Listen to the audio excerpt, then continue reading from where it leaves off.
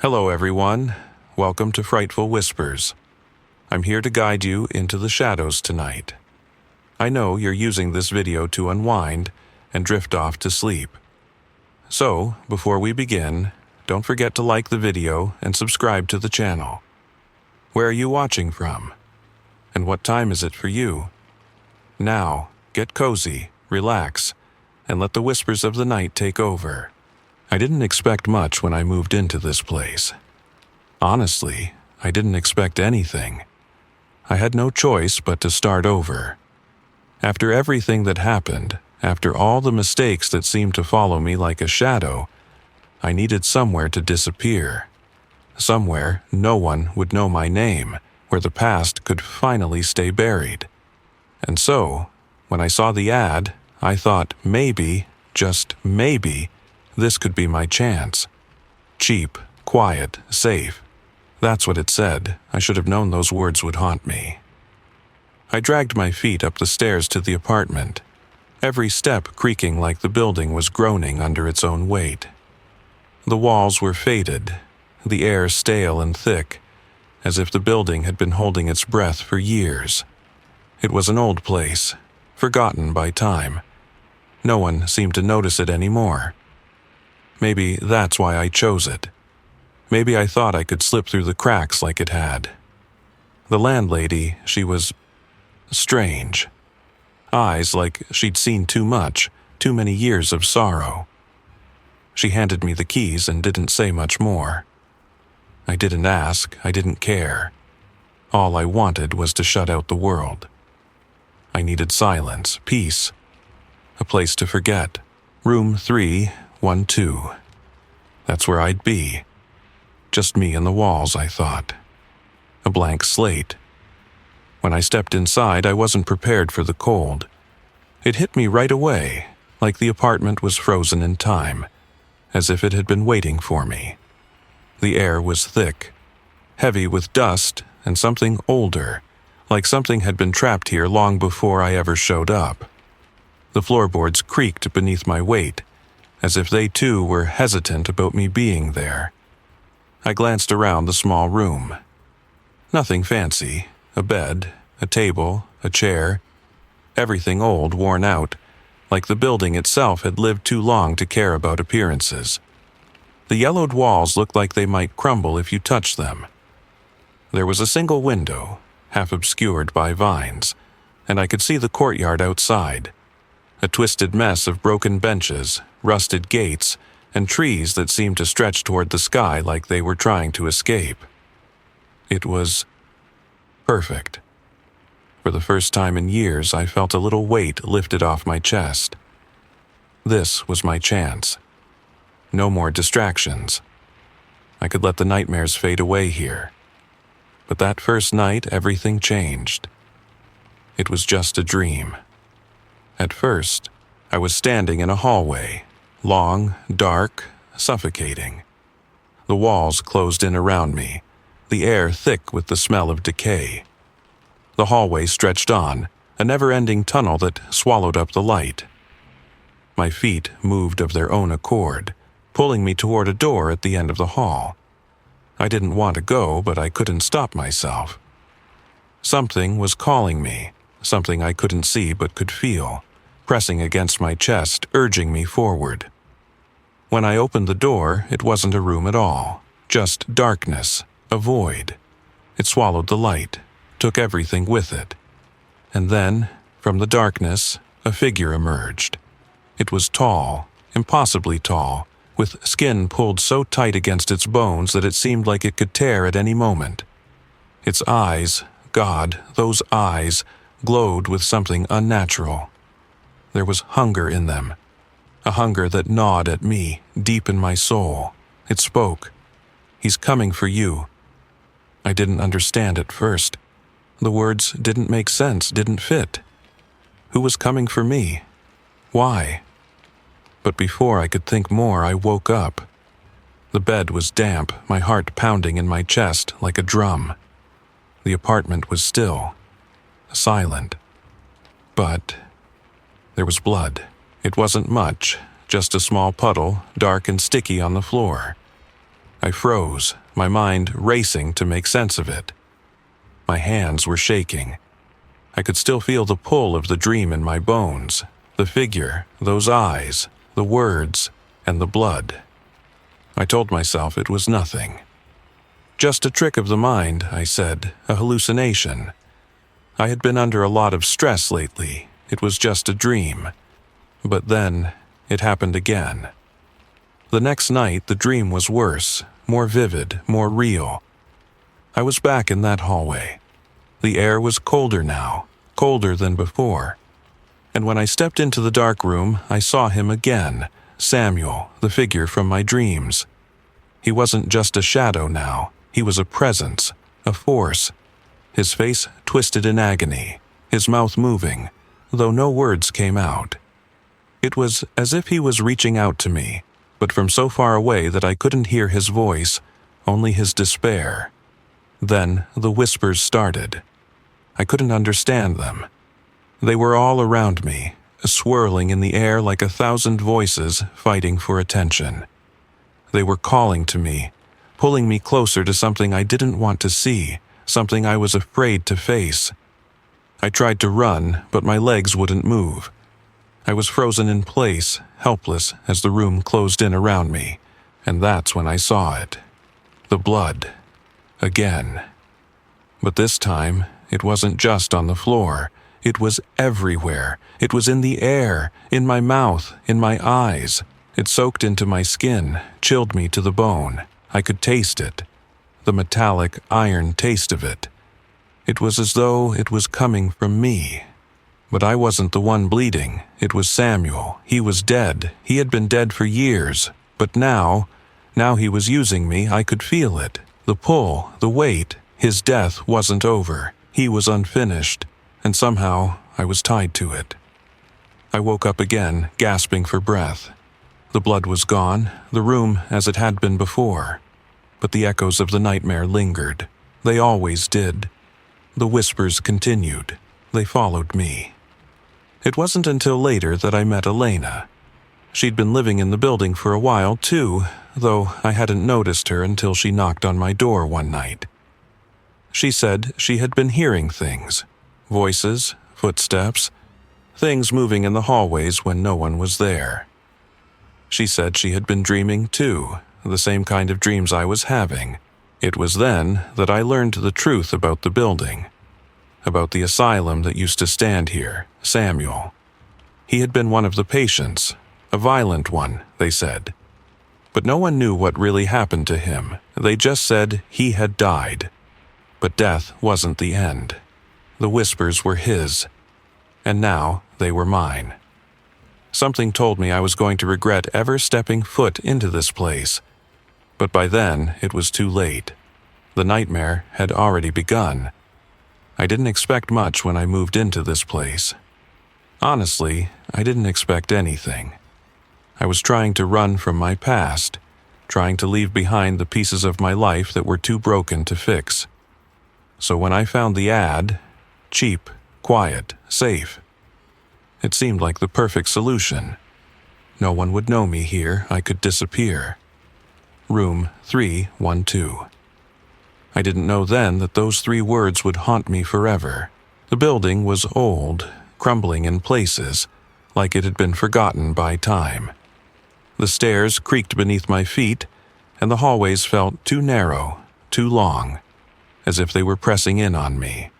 The air was thick, stale, and smelled like something had been decaying for decades. When I unlocked the door to my new apartment, it wasn't the relief I expected. No, it was more like stepping into a tomb. The place was empty, spare and dull, with nothing but the remnants of what had been left behind. But that's what I wanted, wasn't it? To be forgotten. To be left alone. I unpacked my things, set them down in the middle of the room, and tried to push away the uneasy feeling that settled in my gut. It was just nerves. It had to be. That night I lay in the bed, the silence pressing down on me like a weight. I closed my eyes, telling myself I could rest now, I could start fresh. But the moment I slipped into sleep, I found myself somewhere else. Somewhere I didn't want to be. I was standing in a hallway, long, dark, and cold. The air was heavy, thick with the smell of decay, like the place hadn't been touched in years. The walls seemed to close in around me, and the floor beneath my feet creaked with every step. The silence was suffocating, but there was something else, something off, a presence. It felt like something was watching me, waiting for me to move. I didn't want to go down the hall. I knew I shouldn't. But my feet moved anyway, dragging me toward the door at the end, as if the hallway had a mind of its own. The door was the only thing in that hallway that seemed solid, real. It was dark wood with tarnished brass handles, gleaming in the flickering light above me. I tried to turn back. I couldn't.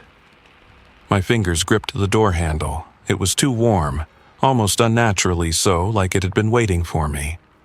And when I opened it, I stepped into a room, but it wasn't like any room I'd ever been in. It wasn't a room at all, really. It was something else. The air was freezing, biting at my skin. I could see my breath in front of me. It burned my lungs, and the cold felt like it was seeping into my bones. My feet didn't move. They couldn't. I couldn't even blink. I just stood there, unable to look away from what was in front of me. A chair, a wooden chair, placed in the center of the room, under a flickering light. But it wasn't just any chair. It looked like it had been there forever, as if it had witnessed something terrible, something that would never leave. And there, sitting in that chair, was a figure. I couldn't see his face at first, just the shape of him, hunched and unnatural, his body too thin, too gaunt. His skin was pulled tight over his bones, like it could tear at any moment. The air grew heavier with each step I took closer, the smell of something foul in the air, like iron, like blood. And then he turned. His eyes, those eyes, hollow, empty, but they glowed, not with light but with something else, something hungry. There was no emotion in them, just a void, a darkness that stretched out and swallowed everything it touched. I couldn't breathe. I couldn't move. I was trapped in those eyes, unable to break free. He's coming for you. The words weren't spoken, they were felt. A whisper deep in my chest, in my soul, sending a chill that rattled me to the core. And even though I didn't know who or what he was, I knew it was real. This wasn't a dream. This was something worse. My heart pounded. My body wanted to run, to escape, but I couldn't move. I couldn't scream. I was frozen. The man, if he could even be called that, lifted his hand, his fingers too long, too sharp, reaching out toward me. The chair creaked as he shifted, the sound echoing in the room, a noise so unnatural it made my skin crawl. And then the blood. It appeared on the floor, slow and steady, spreading out like a stain that had soaked into the very walls. It wasn't just on the floor, it was everywhere. It was in the air, on my skin, in my mouth, in my throat. The taste of it, sharp and metallic, was real. I could feel it, feel the weight of it. But it wasn't my blood, it wasn't my pain, it was his, the blood of someone long dead, someone who had been forgotten, someone who had died in a place like this, a place that had no mercy. And as I looked at the man, Samuel, I would later come to know him as, I understood. I understood what he wanted, the blood, the pain, the rage. He was trapped in this place, just as I was, bound by something that would never let him go. But it wasn't just his rage, no. Somehow, in that moment, I realized it wasn't just his anger that had been left behind, it was mine. His death wasn't the end, it had been the beginning. I couldn't stop it, I couldn't stop what had been set in motion. And as the darkness closed in on me, I felt something shift. The room twisted. The walls seemed to collapse inward, the floor splitting open beneath me. And then, darkness. I woke up with a start. My chest was tight. My body was slick with sweat, and the sheets were tangled around me like I had been fighting something in my sleep. But the apartment was still, silent. The air was thick, but it wasn't cold anymore. Except for one thing. The blood. It was there, on the floor, right in front of me. A small puddle, dark and sticky. But that's not the worst part. The worst part is that I didn't remember spilling it. I didn't remember how it got there. I wanted to scream. I wanted to run, but I couldn't. The whispers from the dream, the hunger in those eyes were still with me. I could still feel it. I could feel him. And I knew this wasn't just a nightmare. This was just the beginning. Samuel wasn't done with me. And whatever had followed me back into the waking world, whatever had bled into reality, wasn't going to stop until it had finished what it had started. I didn't expect much when I moved in. Honestly, I didn't expect anything at all. I was running from a past that refused to let me go. When I found the ad, I thought maybe it was a sign, some kind of chance to escape. Cheap, quiet, safe. Those 3 words seemed like the perfect lie. No one would find me here. The perfect place to disappear. Room 312. The building was old, the kind of place that felt like it had been left behind, forgotten by time. The hallways smelled of dust and mildew, and the floors creaked like they were begging to be left alone. The landlady didn't say much. Her eyes were sunken, her voice raspy, as though she had long ago given up on speaking to the living. She handed me the keys and said nothing else. I didn't care. I didn't need her words. I just needed the silence. When I stepped into my new apartment, the air was thick with a cold that made the walls feel like they were pressing in on me. There was nothing special about the room, just the basics. A bed, a table, a chair. The kind of place you'd find at the end of the world, a place where nothing mattered anymore. I should have been thankful, but something in the air made me uneasy. It wasn't the building itself, no, it was the feeling that I wasn't alone, that something was watching me. I tried to ignore it. I had to. So I lay down on the bed, closed my eyes, and thought I could rest. I thought I could escape, even if just for a moment. But as soon as I slipped into sleep, I found myself somewhere else. Somewhere I didn't want to be. The hallway stretched out before me, dark and endless. The air was thick with the smell of rot, of something decaying in the walls. The walls felt alive, breathing in time with my own heart. Each step I took made the floor groan beneath me, like the building was shifting with every move I made. I didn't want to be here. I didn't want to go further, but my feet moved on their own. There was a door at the end of the hall, just one, but it stood there, looming, as though it was waiting for me. I could feel it, the way it called to me, the way it felt like I had no choice but to walk toward it. As I approached, the air grew colder, the silence louder. My breath came out in visible puffs, thick and heavy in the oppressive stillness. The door was old, with tarnished brass handles that gleamed in the flickering light above. I shouldn't have opened it, but I did. Inside, it wasn't a room, it was a void, a darkness that swallowed everything whole. And in that darkness there was a shape, a figure. I could feel it before I saw it. It was like a presence, something so powerful that it made the air heavy. The figure was tall, too tall, and when it moved, it didn't walk. It slid like a shadow made flesh. Its skin pulled tight over bones so thin they seemed to snap with each movement. Its face was pale, drawn, but its eyes, they were the worst part. They weren't eyes at all. They were hollow, glowing with an unnatural light that flickered like dying embers. "He's coming for you," The voice wasn't a whisper. It wasn't a sound, not really. It was a feeling, a coldness that washed over me, sinking into my skin, into my bones, freezing me in place. I couldn't move. I couldn't breathe. I was trapped. The figure's hand reached out, long, skeletal fingers stretching toward me. I wanted to scream, to run, but my body wouldn't obey. I couldn't move. And as his fingers grazed my skin, the blood began to spill. Not mine.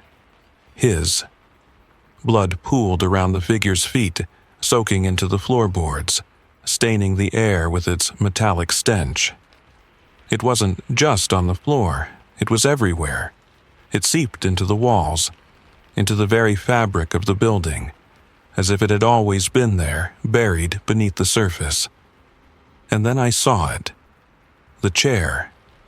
It was in the center of the room, under a dim light that flickered erratically, as though it too was struggling to stay alive. The chair was old, worn, its wood chipped and cracked.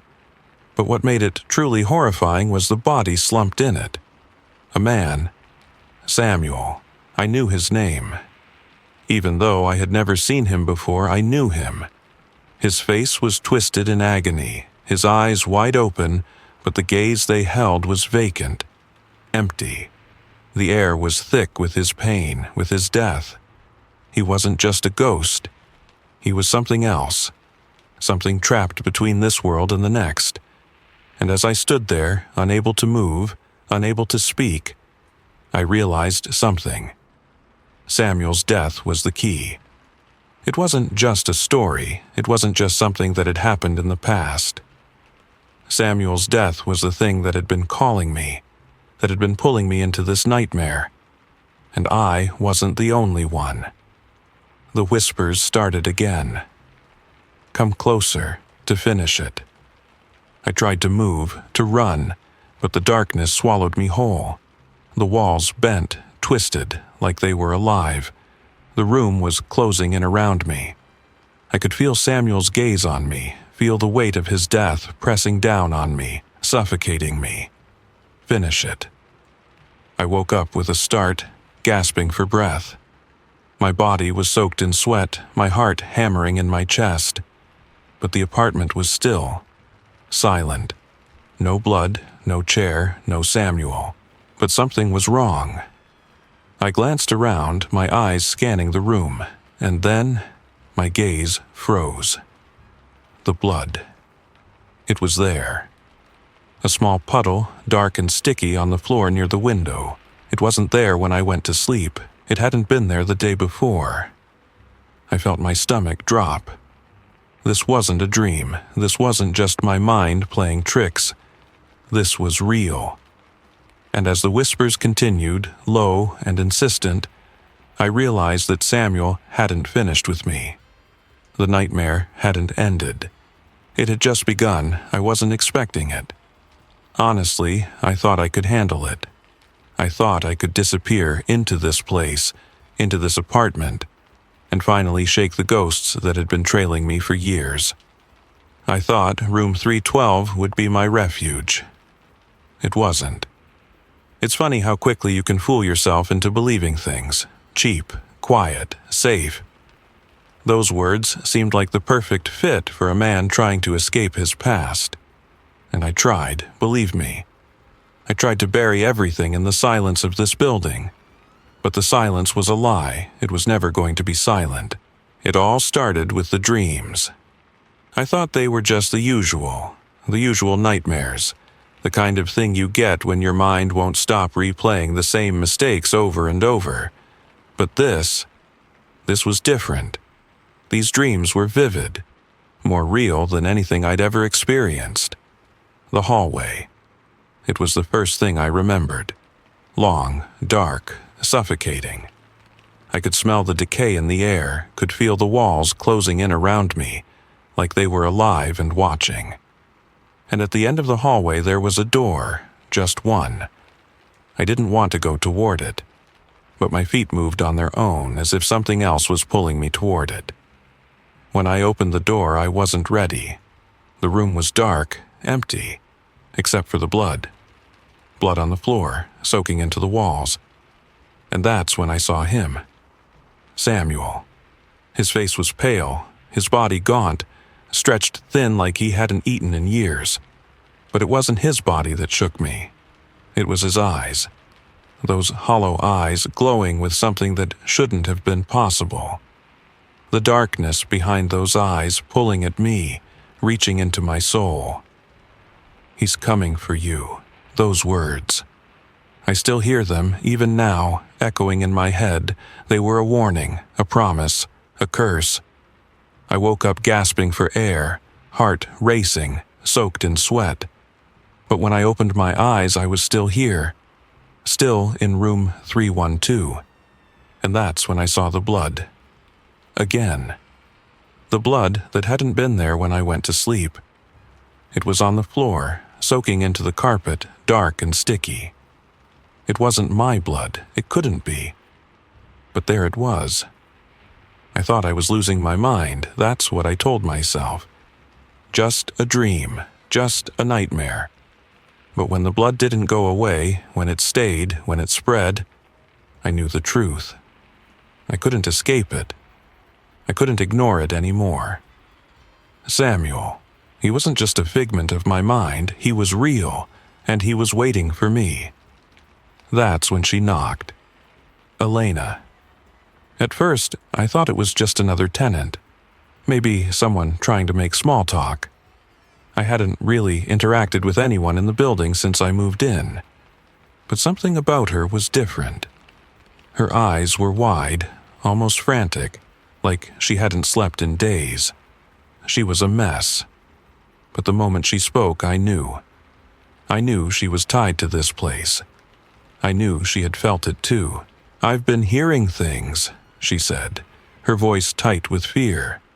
Things in the hall, footsteps when no one's there, whispers, and dreams, the same ones. About the hallway, about the door, and about him. Samuel. I didn't want to believe it. I didn't want to listen. But the truth was there, hanging between us like a thick fog I couldn't see through. She wasn't crazy, she wasn't imagining things. And neither was I. Elena stepped into the apartment, her gaze sweeping the room like she was searching for something. Something she knew was here. Her presence was strange, almost as if the air around her shifted, changed. She didn't seem surprised by the oppressive silence. In fact, she seemed comfortable with it. "I've been looking into the building's history," she continued. "It used to be an asylum, a terrible one. The patients, they were treated horribly. And Samuel, he was one of them. He died here, violently, but no one knows what really happened. There's a file I found, hidden in the basement archives. It says that Samuel's death wasn't an accident. It wasn't just a random act of violence. He was part of something. A ritual, maybe, or some kind of twisted deal. But whatever it was, it's not finished. And now..." Her voice trailed off as her eyes locked onto mine. "Now, I think it's using us to finish it." I don't know what I expected her to say, but it sure wasn't that. Samuel, the man in my nightmares, wasn't just a dead patient. He wasn't just a ghost. He was part of something bigger, something I wasn't ready to face. And now, Elena was saying that whatever had happened to him, whatever ritual or pact or unfinished business, it wasn't over. Not yet. I didn't know how to react. Part of me wanted to slam the door in her face, pretend I hadn't heard a word, and go back to the life I was trying to outrun. But another part of me, the part that couldn't escape the terror that clung to this building, to this room, knew I couldn't ignore it anymore. "Elena." My voice was shaky, my hands cold. "What do we do? How do we stop this?" She stepped closer, her eyes burning with determination. "We find out what Samuel wanted. We finish what he couldn't finish before he died. We stop the cycle. We stop him before he uses someone else. Before he uses you." It felt like the walls around us shifted. like the building was alive, listening to our conversation. I could almost hear the whispers, feel the presence of Samuel lurking just beyond the corners of my vision. And as Elena spoke, I realized something. There was no turning back. The door had already opened, and whatever had been set in motion long ago, whatever Samuel had started, was never going to stop until it was finished. The apartment, this building, this nightmare, it was all part of something darker than I had ever imagined. And now I was part of it too. Helena's voice was steady, but I could hear the fear in it, the tremor that told me she knew what was at stake. We have to do this. We have to stop it, together. And as I looked into her eyes, I knew she was right. There was no escape, not anymore. Samuel was coming for us, and we had to face him. I didn't expect it. The moment I stepped into this apartment, I thought it would be my escape. A fresh start, room 312, that's what it was supposed to be. I was running from the wreckage of my life, hiding from the things I couldn't face, trying to bury the nightmares that had been chasing me for years. And for a while, I thought I had found it. The quiet, the solitude, the peace. But peace is a lie. This place, this building, isn't just old and empty. It's something more. Something I didn't understand until it was too late. The dreams started on the first night. At first, I thought it was just my mind reacting to the stress, to the isolation, the hallway, the door, the cold, the feeling of something waiting just beyond the threshold. But I couldn't stop. I couldn't turn back. The hallway, the door, they were always the same. And when I opened it, I saw him. Samuel, his eyes, God, those eyes. Hollow, empty. Yet they burned, glowing with some sick, unnatural light that twisted my insides. And when he spoke, it was like his voice was inside my head, tearing through my thoughts. He's coming for you. The words hit me like a punch, and I woke up gasping for air, my heart racing. But it wasn't just the nightmare that kept me awake. It was the blood that wasn't there when I fell asleep. A small puddle, dark and sticky on the floor by the window. I thought I was losing my mind. I scrubbed at it, wiped it clean, but it never stayed gone. The blood came back, again and again. I didn't know what to do. I wanted to leave. But where could I go? There was nowhere left to run. And every night the dreams got worse. The whispers got louder. Come closer, they beckoned. You have to see it. You have to understand. And I did understand. I understood that I couldn't escape this place, that I wasn't meant to. I understood that whatever was happening to me, whatever nightmare I had stumbled into, wasn't just in my head, it was real. And Samuel wasn't a dream. That's when Elena came. I didn't expect her. At first, I thought she was just another tenant, another lost soul wandering through this forsaken building. But there was something different about her. When she knocked on my door, I knew she wasn't here by accident. She had come for a reason. I've been hearing things, she said.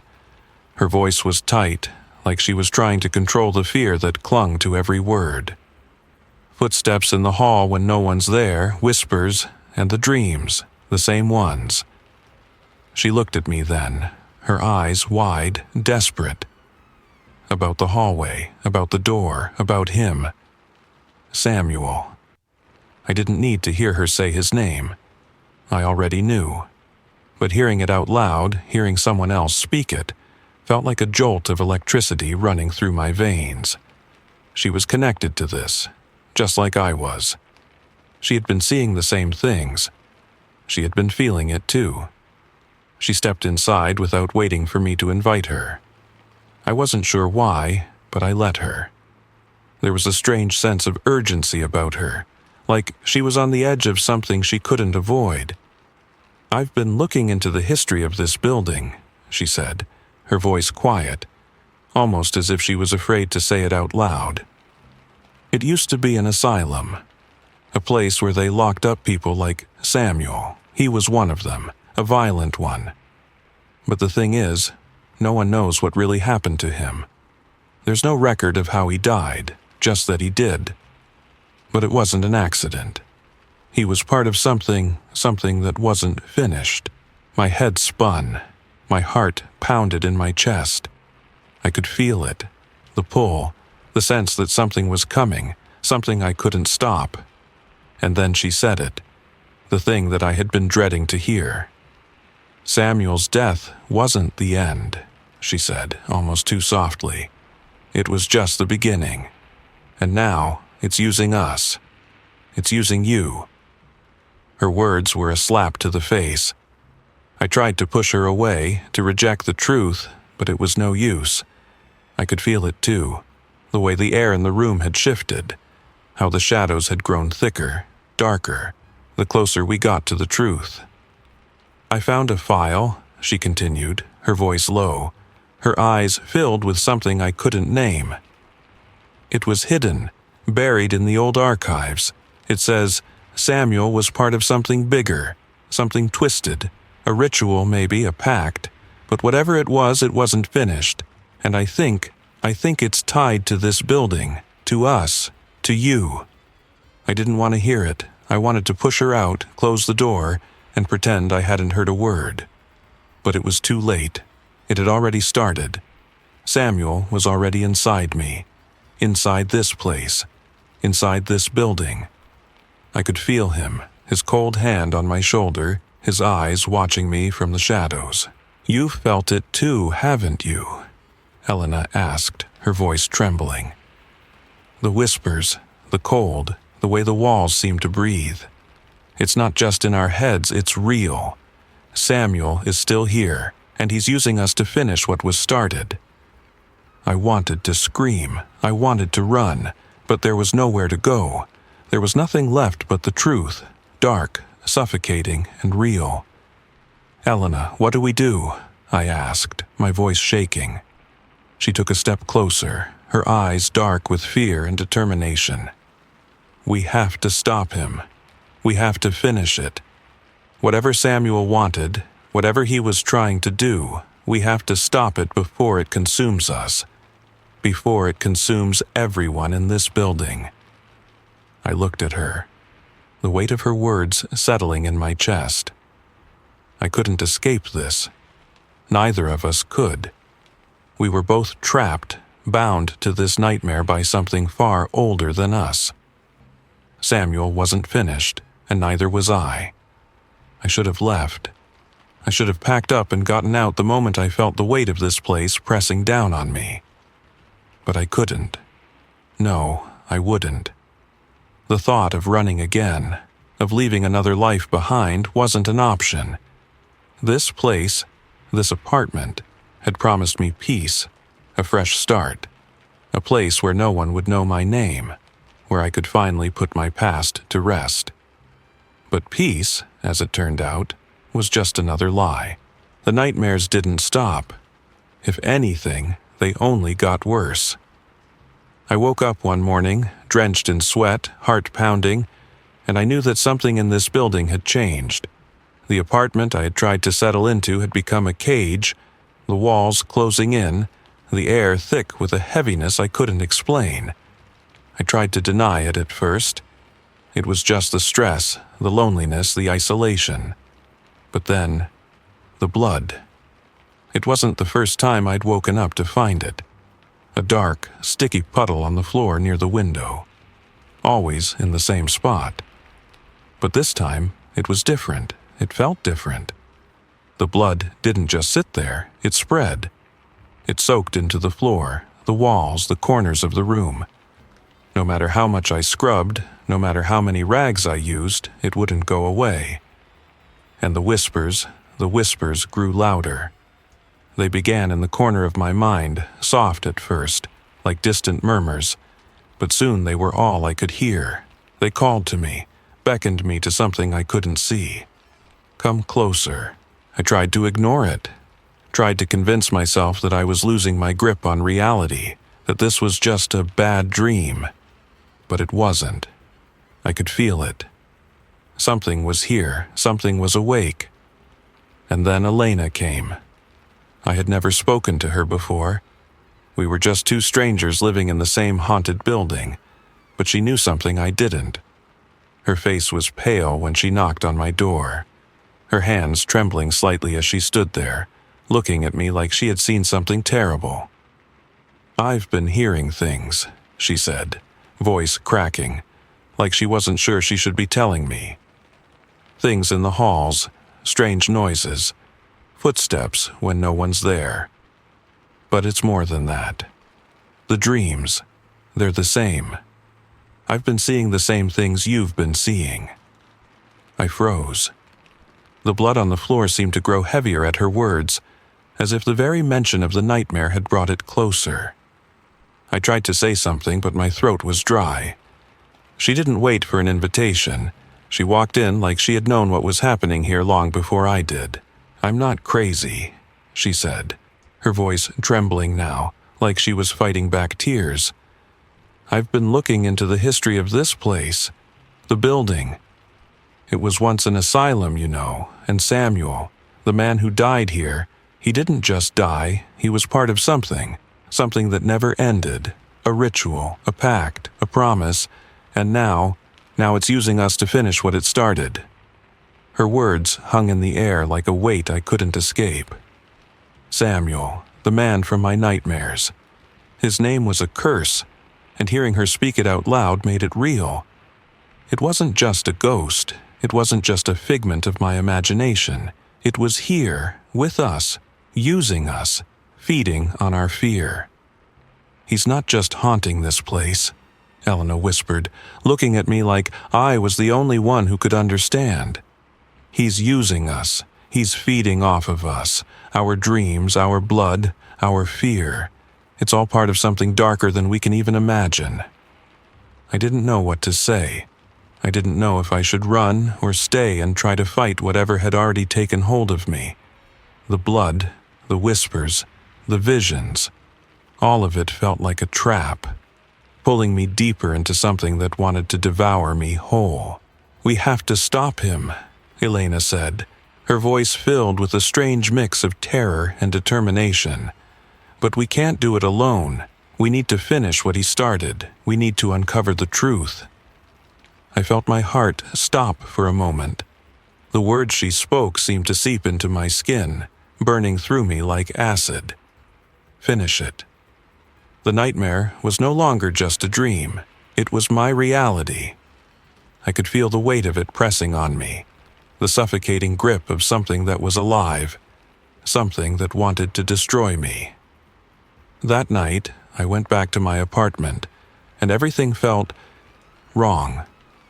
The walls weren't just crumbling, they were alive, shifting and groaning under some unseen force. The air was thick with a suffocating chill, and I could feel Samuel's presence lingering, just beyond my reach. I could hear the whispers again, louder now, urging me to come closer, to open the door I had avoided for so long. I couldn't stop myself. I walked toward it, my hand reaching for the cold, tarnished handle. The door that had haunted my dreams, the door that I had been drawn to from the first moment I stepped into this apartment, beckoned me forward. And then I opened it. The hallway was exactly as I had seen it in my dreams. The door at the end, the flickering lights, the shadows that seemed to breathe. And there, sitting in the center of the room, was Samuel. He was exactly as I had imagined him. Pale, gaunt, his eyes hollow and burning with that sickly green light. But now, they weren't just burning with malice. Now, they were filled with hunger. Hunger for something I couldn't name. "You're one of us now," he whispered, his voice filling the room like a storm. "You've always been part of this. Finish it. You have no choice."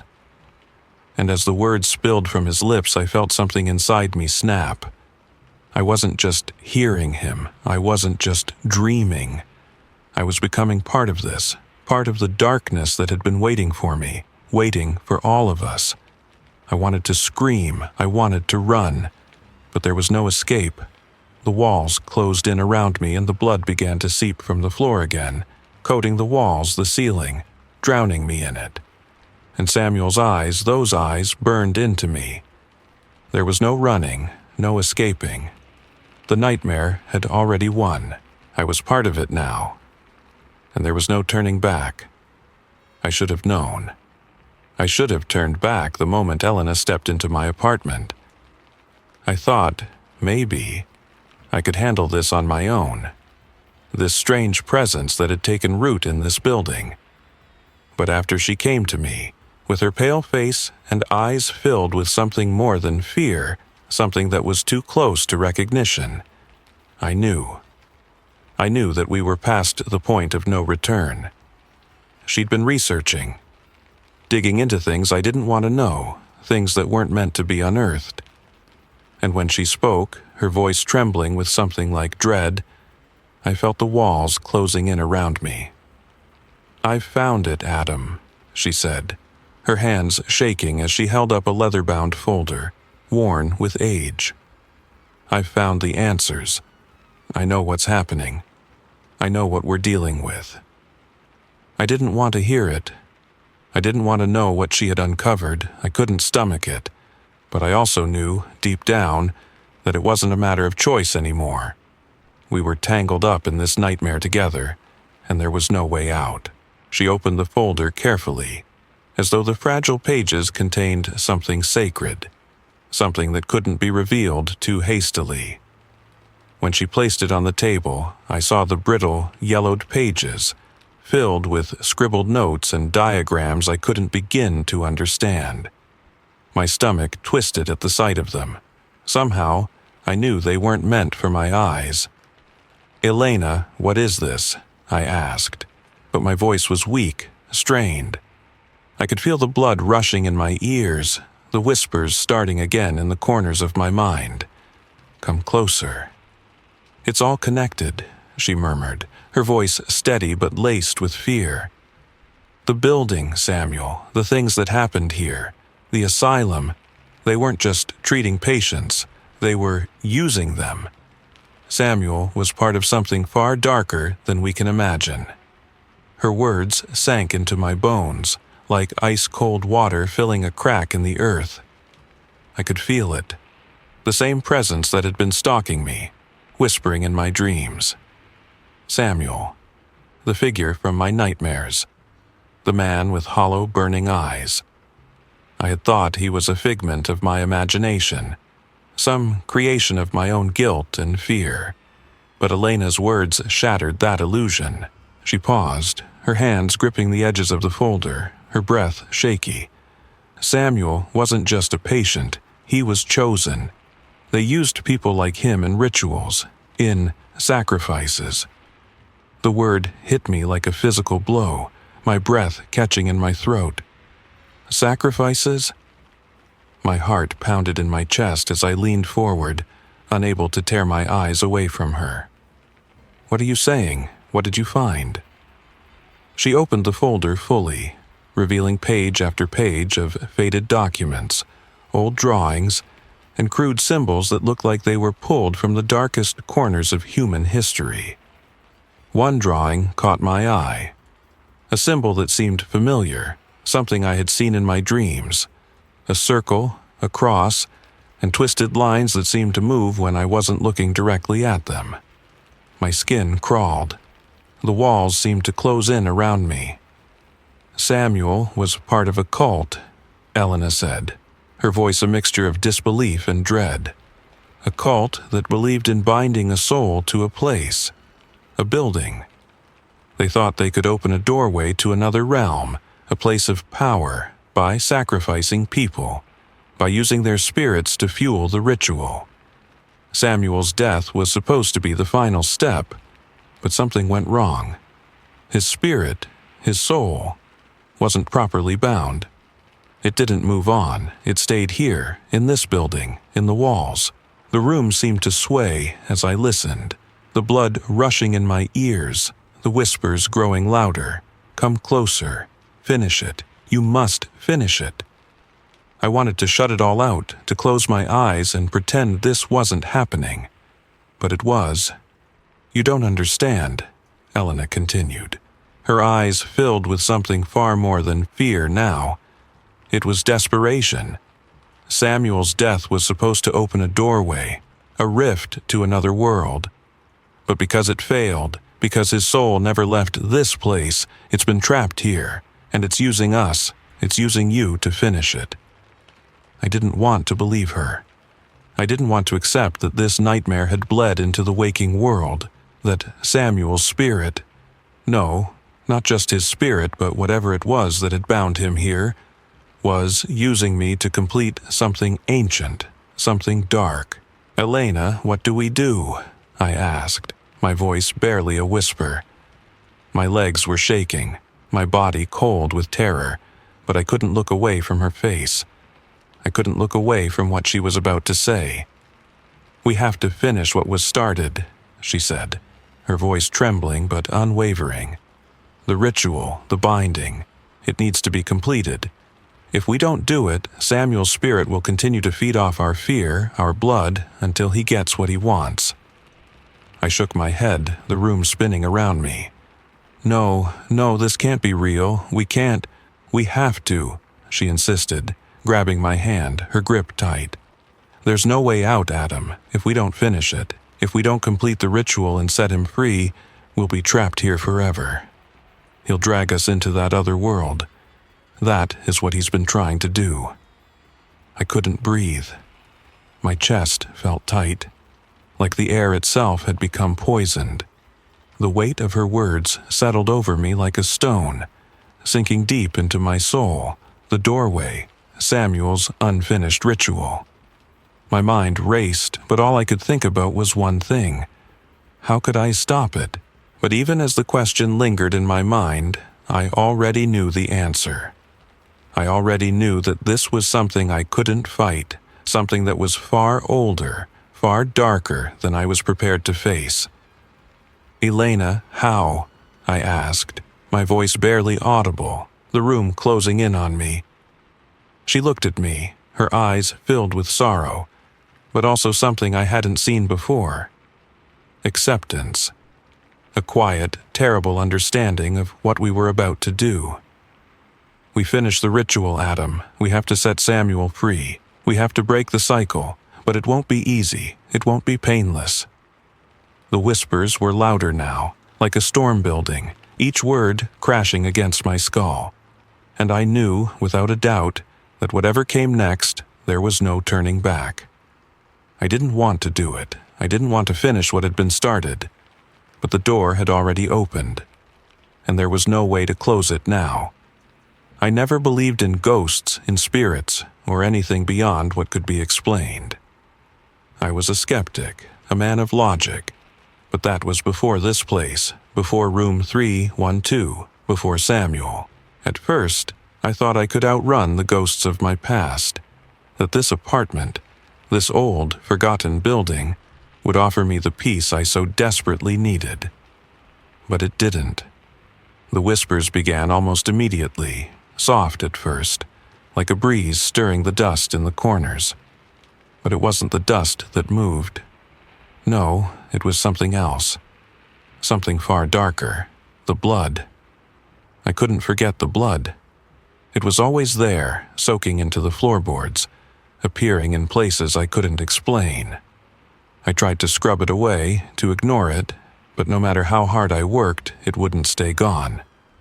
Each night the dreams grew stronger, and with them, the whispers.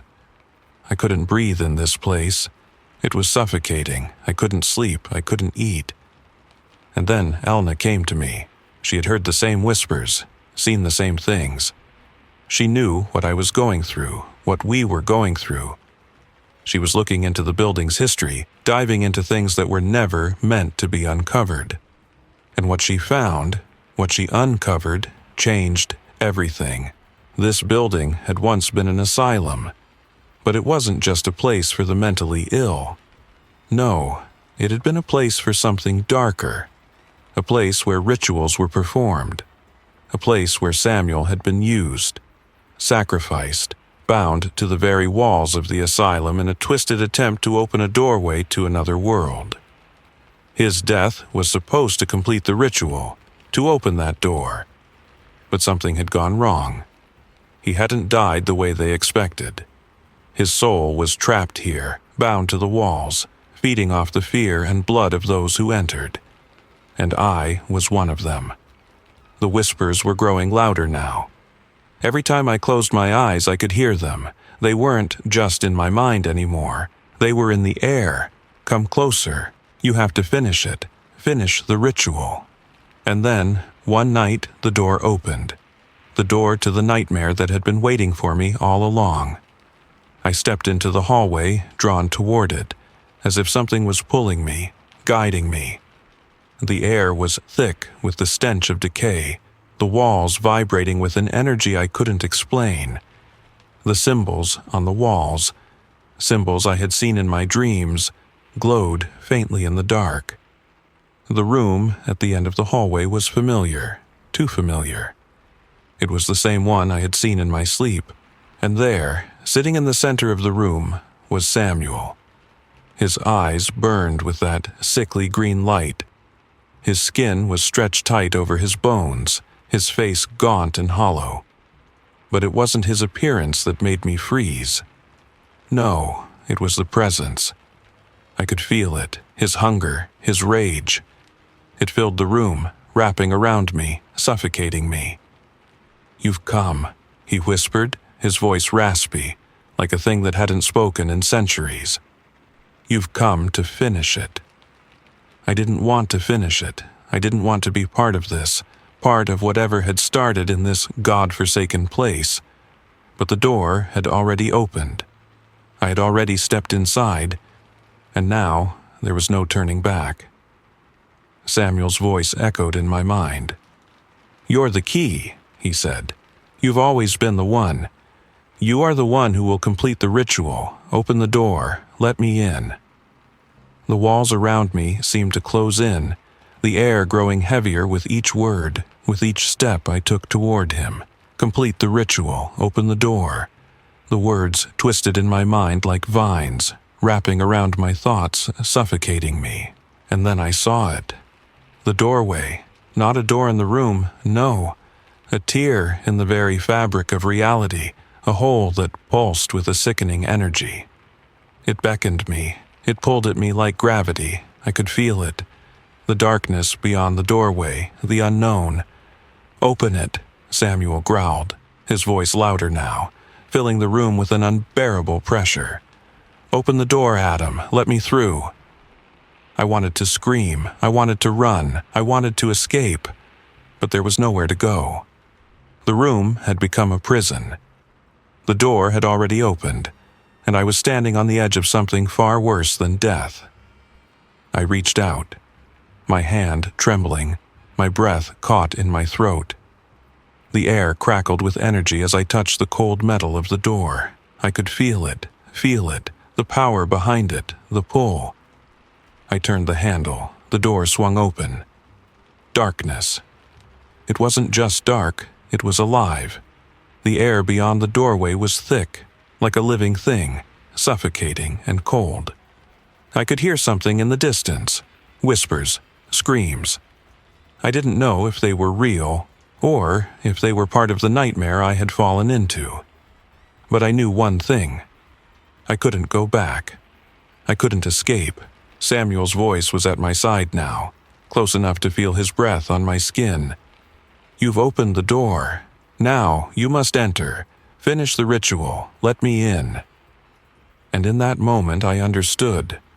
I wasn't just the key. I was the sacrifice. My blood, my fear, my soul. They were the final pieces, the ones that would open the door to whatever lay beyond. And when I stepped into that doorway, I would be lost. There would be no going back. I was no longer just a part of the ritual. I was the one who would complete it. And as I took that first step forward, the darkness swallowed me whole. I thought it would end when I stepped into that doorway. I thought the darkness would consume me. pull me in and finally erase everything. The pain, the nightmares, the guilt. I thought I'd be free, but I was wrong. It didn't stop. It never stopped. The moment I crossed the threshold, I wasn't swallowed by the void I expected. No, it wasn't an end. It was something else. A place, a feeling. An endless, oppressive weight pressing down on me. The walls closed in around me, not like a cage, but like a part of me, merging into my very soul. I was still in room 312. I was still in the building. But the room had changed. It wasn't just an apartment anymore, it was alive. The walls breathed with a sick, rhythmic pulse, like the building was drawing in air with a hunger, with purpose. The air was thick, suffocating, heavy with the scent of decay and rot, like the place had been abandoned for centuries but still had the strength to hold me captive. Samuel's voice, his whisper, slithered inside my skull, filling every corner of my mind. "You did it, Adam," he said. His voice wasn't in front of me. It was inside me, like I had become him. "You've opened the door, finally." I didn't want to listen, I couldn't, but his voice dug its claws into my thoughts, forcing me to hear, forcing me to understand. "I've waited for so long, Adam," he continued, his voice dripping with a sickening satisfaction. "You've brought me what I need. You've completed the ritual. You've opened the gate. And now it's time." I couldn't move. I couldn't speak. I wanted to scream, to run, to get as far away as possible. But the moment I thought of doing that, the building, the room, the walls, the shadows, pulled me back. I was trapped. Not just in this room, not just in this building, I was trapped in the ritual. I had opened the door. I had started it, not finished it. "You thought you were just a victim," Samuel said, his voice like a twisted mockery of understanding. "But you were never meant to escape. You were always meant to finish it. You were the key, the vessel, the one who would keep the door open forever." I stumbled back, my body shaking, my heart slamming against my ribs. No, this wasn't happening. This couldn't be real. But it was. I looked around the room. It was the same. And yet, it was different. The symbols on the walls were glowing now, pulsing with dark energy. They shifted, moving in ways that shouldn't have been possible, as though they were alive. The blood, the same blood that had soaked the floor in my dreams, was seeping into the corners of the room, flowing like a river from cracks in the walls. I could feel it. It was everywhere. It was part of me now. The cycle was complete. And that's when I understood. I had thought that by opening the door, by stepping into the darkness, I would end it. I thought I would be free. But I had been wrong from the beginning. I hadn't opened a door to freedom. I had opened a door to another world. A world that fed on fear, on blood, on souls. A world that had always been here, just waiting for someone like me to open it. The building, the walls, the floor beneath me. They weren't just walls. They weren't just structures.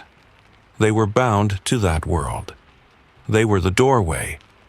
And I wasn't just trapped in the apartment anymore. I was trapped in the ritual. The ritual that had started with Samuel. The ritual that had kept him trapped for so long, and now the ritual that had ensnared me. The whispers surrounded me. They were inside me now, the words filling every thought. Finish it. Keep it open. Let it in. It wasn't just Samuel anymore, it was something else. Something bigger. Something darker. The force behind the door was alive, breathing through the walls, through the air. It was the building. It was me. And I was part of it now. I couldn't run. There was no place to hide. The door wasn't a door anymore. It was a gash, a rift in reality itself, and I had opened it. I had broken reality, and now I was bound to it. I had become the keeper of the door, the keeper of the ritual. My blood, my fear, my soul. It was all part of it. Part of what kept the door open, part of the cycle. It was never going to end. The door had been opened, yes. But the door wasn't a passageway out. It was a prison. A prison for me. For everyone who had come before me. For everyone who would come after me. The cycle would continue, endlessly, forever. I felt a chill crawl down my spine, and when I turned around, I saw it. The doorway. It was still there. The same void, the same swirling darkness pulling me in, suffocating me. But this time, it wasn't just a place. It was alive. It had eyes. It saw me. "You've opened it," the voice whispered again. And this time I realized it wasn't Samuel. No, this voice was something far older, far more powerful. "Now you are part of it, and you will keep it open." I couldn't scream. I couldn't fight it. The building had already claimed me. The ritual had already claimed me. And as I stepped closer to the door, no, as I felt toward it, I knew with a cold certainty that there was no escape. This wasn't the end. This was just the beginning. And I would be here, trapped in this endless cycle, forever. The door opened wider, and I walked into the darkness. Thank you for venturing into the shadows with me here at Frightful Whispers. Remember, the darkness holds secrets, but also whispers truths to those who dare to listen. If tonight's tale sent shivers down your spine, be sure to like, share, and subscribe. It helps keep the fire of fright alive. Rest easy, but keep one eye open, for the night is never truly still. Until we meet again, stay vigilant, stay curious, and let the whispers guide you.